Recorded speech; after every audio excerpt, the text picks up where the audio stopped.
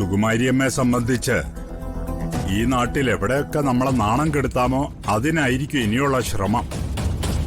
ഇന്നിപ്പോ വരുണിനെ നാട്ടുകാരെ കൊണ്ട് കൈകാര്യം ചെയ്യിക്കാൻ ശ്രമിച്ചു. നാളെ വരുണിന് നേരെ മാത്രമല്ല ആർക്ക് നേരെയും ഇതുപോലെ എന്തെങ്കിലുമൊക്കെ ഉണ്ടാവാം. അച്ഛാ, ആദ്യം നിലയ്ക്ക് നിർത്തേണ്ടതാ ഗൗതമിനെ.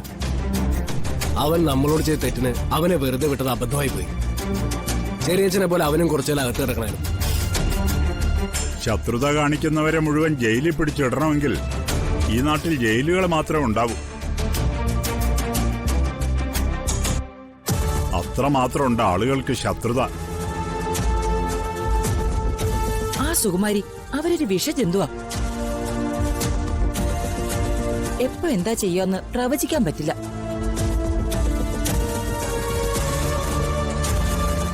എന്റെ പേടി എന്താന്നറിയൂ? ഒന്നിനും പറ്റിയില്ലെങ്കിൽ കൂടെയുള്ള പ്രിയങ്ക മോളെ അവര് കഴുത്ത് നിരിച്ച് കൊല്ലും. എന്നിട്ടത് നമ്മുടെ തലയെ ചുമത്താൻ നോക്കുകയും ചെയ്യും.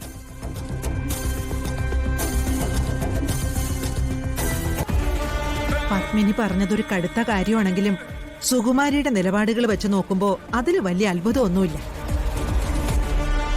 അത്രയും ആളുകളുടെ മുമ്പിൽ നിന്ന് എനിക്ക് വേണ്ടി സംസാരിച്ച് എന്നെ കൊണ്ടുപോകുന്നത് രാധികയെ. ഒരുപക്ഷെ ഇയാളെപ്പോലെ വിശ്വസ്തയായ ഒരാളെ കൂടെ ഇല്ലായിരുന്നെങ്കിൽ എന്റെ അവസ്ഥ എന്താവുമെന്ന് പറയാൻ പോലും പറ്റില്ല. പ്രിയങ്കമോള് ഗർഭിണിയല്ലെന്ന ഒറ്റ കാരണം കൊണ്ട് അപവാദങ്ങളെല്ലാം അവസാനിപ്പിച്ച് സുകുമാരിയമ്മ അവളെയും കൊണ്ട് നാടുവിടുമെന്ന പ്രതീക്ഷ ആർക്കും വേണ്ട. സുകുമാരി ഏതെങ്കിലും രീതിയിൽ തിരിച്ചു കയറാൻ ശ്രമിച്ചുകൊണ്ടേയിരിക്കും. അതുകൊണ്ട് എല്ലാവരും കുറച്ച് ജാഗ്രതയായിരിക്കണം.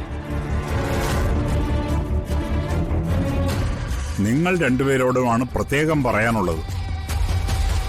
അവർ രണ്ട് സ്ത്രീകളാണ്. ശാരീരികമായ ഉപദ്രവം ഒരു കാരണവശാലും എത്ര ദേഷ്യം വന്നാലും ഉണ്ടാകാൻ പാടില്ല. പിന്നെ നിയമത്തിന്റെ മുമ്പിൽ പിടിച്ചു നിൽക്കാൻ കഴിയില്ല.